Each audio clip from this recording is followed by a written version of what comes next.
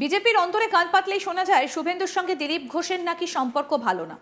তবে এবার শুভেন্দুর গড়ে দেখা গেল দিলীপ বাবুকে। হঠাৎ এমন কি হলো? সোজা শুভেন্দু গড়ে দিলীপ কেন? শুধু তাই নয়, তিনি বলেন কাঁথির লোকের সমস্যা নেই। হঠাৎ এমন কথা কেন? তাহলে কি কোনো বার্তা দিতে চাইলেন দিলীপ ঘোষ? এই নিয়ে রাজনৈতিক মহলে শুরু হয়েছে জোর চর্চা। এমনিতেও দলে অনেকটাই কোণঠাসা দিলীপ ঘোষ। একের পর এক সভায় দেখা যাচ্ছে না তাকে। তার মধ্যে শুভেন্দু গড়ে দিলীপ ঘোষ। জানা যাচ্ছে পূর্ব মেদিনীপুরের মেছেদা বাইপাসের নবতরুণ সংঘ পরিচালিত গণেশ পুজোর উদ্বোধনে যান দিলীপ ঘোষ। সেখানে তিনি মন্তব্য করেন, খারাপ বছরের আশঙ্কা ছিল, তবে বৃষ্টি ভালো হয়েছে, ফসল ভালো হয়েছে। বৃষ্টি বেশি হবার জন্য ফসলের দাম বেড়ে গেছে। কাঁথির লোকের সমস্যা নেই, জল হলেও মাছ আছে।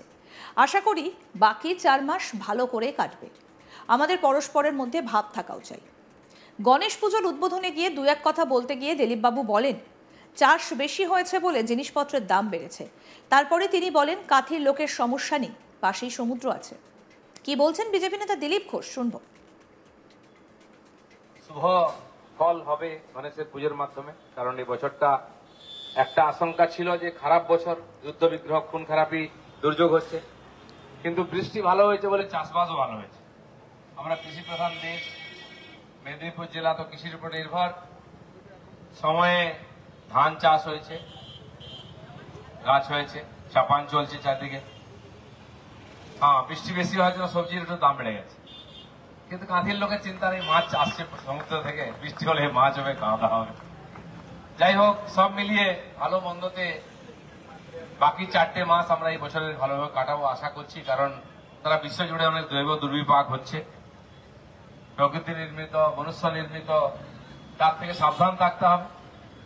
আর যেমন গত সপ্তাহ খুব বৃষ্টি হয়েছে, এখনো ভয় ভয় আছে, কিন্তু রোদ উঠেছে। বাপ্পার ইচ্ছায় আমার মনে হয় পুজোও ভালোভাবে কাটবে, বাকি কমাসও ভালোভাবে কাটবে। আমাদের পরস্পরের সদ্ভাবনা চাই, যেন সবাইকে নিয়ে আমরা সুখে থাকতে পারি, সেটাই ভগবান চান।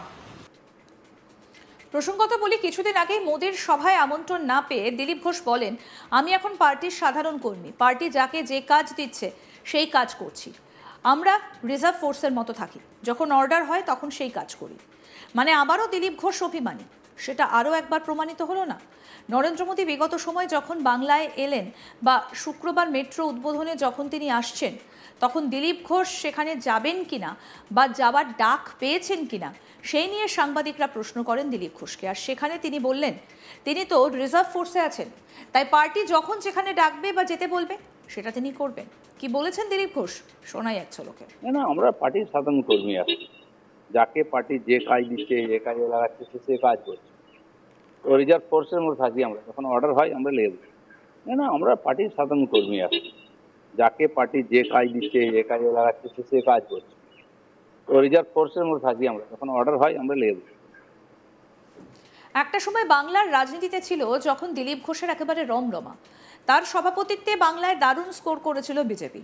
তারপর সাম্প্রতিক সময় দিলীপ ঘোষকে আর সেইভাবে দেখা যাচ্ছিল না। আবার শ্রমিক ভট্টাচার্য যখন সভাপতির দায়িত্ব নিলেন, তখন দিলীপ ঘোষকে আবার সক্রিয় হতে দেখা গিয়েছিল। কিন্তু প্রধানমন্ত্রী বাংলা সফরে যত এলেন, তখন মঞ্চে তো দূর, কর্মী হিসেবেও দিলীপ ঘোষকে দেখা যায়নি। বরং তিনি জেপি নাড্ডার সঙ্গে দিল্লিতে গিয়ে সাক্ষাৎ করে এলেন। আর এবার শুক্রবার নরেন্দ্র মোদী আবারও বাংলায় আসেন। তাকে মঞ্চে দেখা যাবে কিনা বা 26-এর বৈতরণী তাকে ছাড়াই বিজেপি পার করবে কিনা, তার উত্তর দিলেন দিলীপ ঘোষ। কি বললেন, শুনবো। প্রধানমন্ত্রী গেছিলেন, আপনি বলেছিলেন যে উনি অনেক দূরের জেলায় গেছেন, আপনি যাবেন না। এরপর দুর্গাপুরে প্রধানমন্ত্রী যেদিন যান সেদিন আপনি সাংগঠনিক কাজে খড়গপুর চলে যান। কালকে আবার যশস্বী প্রধানমন্ত্রী কলকাতায় আসবেন, তিনি দমদমে সভা করবেন। কালকে কি আপনি যাবেন? দেখা যাক, এখনো ঠিক করেন যাবো। রহস্যময় হাসি বলে দিচ্ছে যে আপনি যাবেন না। যেতেও পারি, নাও যেতে পারি, অন্য কাজেও যেতে পারি। হ্যাঁ, বলুন। আমি কোথায় যাবো সেটা তো পার্টি ঠিক করে। আপনি বলেছিলেন যে আপনি নিজের কর্মসূচি নিবি।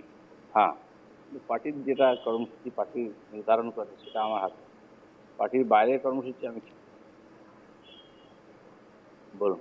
সেক্ষেত্রে কালকে যে প্রধানমন্ত্রী তিনটে গুরুত্বপূর্ণ রেল প্রকল্পের উদ্বোধন করবেন, সেখানে তো সরকারি প্রোগ্রামে আমন্ত্রণ দরকার, এখন আমাকে আমন্ত্রণ করে যাচ্ছি না।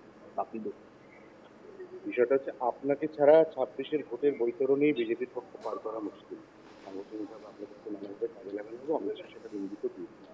আপনাকে বলেছেন দেখে যে আপনি ভালো করে এটা তো পাঠিয়ে পুরোপুরি পার্টির হাতে আছে, পার্টি যেরকম বলবে সেরকম করবো, আমার এই ব্যাপারে কিছু বলার নেই।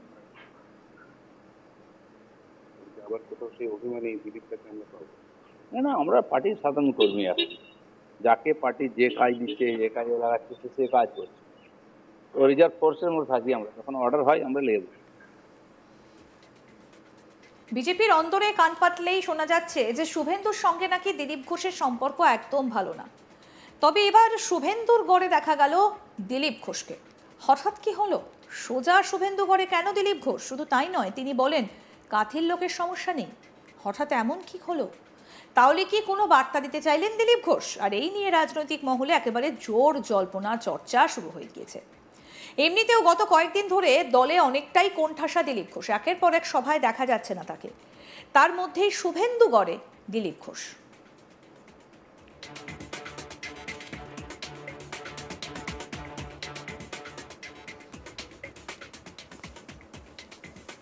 শুভ ফল হবে গণেশের পুজোর মাধ্যমে, কারণ এই বছরটা একটা আশঙ্কা ছিল যে খারাপ বছর, যুদ্ধ বিগ্রহ খুন খারাপি দুর্যোগ হচ্ছে, কিন্তু বৃষ্টি ভালো হয়েছে বলে চাষবাসও ভালো হয়েছে।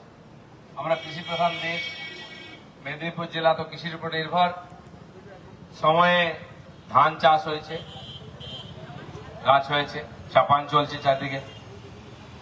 হ্যাঁ, বৃষ্টি বেশি হওয়ার জন্য সবজির একটু দাম বেড়ে গেছে, কিন্তু কাঁথির লোকের চিন্তা নেই, মাছ আসছে সমুদ্র থেকে, বৃষ্টি হলে মাছ হবে, খাওয়া দাওয়া হবে।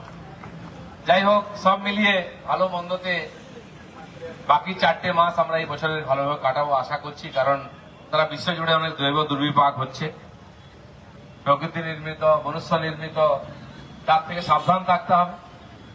আর যেমন গত সপ্তাহ খুব বৃষ্টি হয়েছে, এখনো ভয় ভয় আছে, কিন্তু রোদ উঠেছে। বাপ্পার ইচ্ছায় আমার মনে হয় পুজোও ভালোভাবে কাটবে, বাকি কমাসও ভালোভাবে কাটবে। আমাদের পরস্পরের সদ্ভাবনা চাই, যেন সবাইকে নিয়ে আমরা সুখে থাকতে পারি, সেটাই ভগবান চান। মেদিনীপুরের মেছেদা বাইপাসের নবতরুণ সংঘ পরিচালিত গণেশ পুজোর উদ্বোধনে যান বিজেপি নেতা দিলীপ ঘোষ। সেখানেই তিনি মন্তব্য করেন, খারাপ বছরের আশঙ্কা ছিল, তবে বৃষ্টি ভালো হয়েছে, ফসল ভালো হয়েছে। বৃষ্টি বেশি হবার জন্য ফসলের দাম বেড়ে গেছে। কাঁথির লোকের সমস্যা নেই, জল হলেও মাছ আছে। আশা করি বাকি 4 মাস ভালো করে কাটব। আমাদের পরস্পরের মধ্যে ভাবও থাকা চাই, বলছেন বিজেপি নেতা দিলীপ ঘোষ। গণেশ পুজোর উদ্বোধনে গিয়ে দু এক কথা বলতে গিয়ে দিলীপবাবু বলেন, চাষ বেশি হয়েছে বলে জিনিসপত্রের দাম বেড়েছে। তারপরে তিনি বলেন কাঁথির লোকের সমস্যা নেই, পাশেই সমুদ্র রয়েছে। আরও আপডেট পেতে দেখতে থাকুন আজ তাক বাংলা। সাবস্ক্রাইব করুন, নোটিফিকেশন পেতে বেল বাটন অপশন প্রেস করুন, হোয়াটসঅ্যাপও ফলো করুন আজ তাক বাংলা।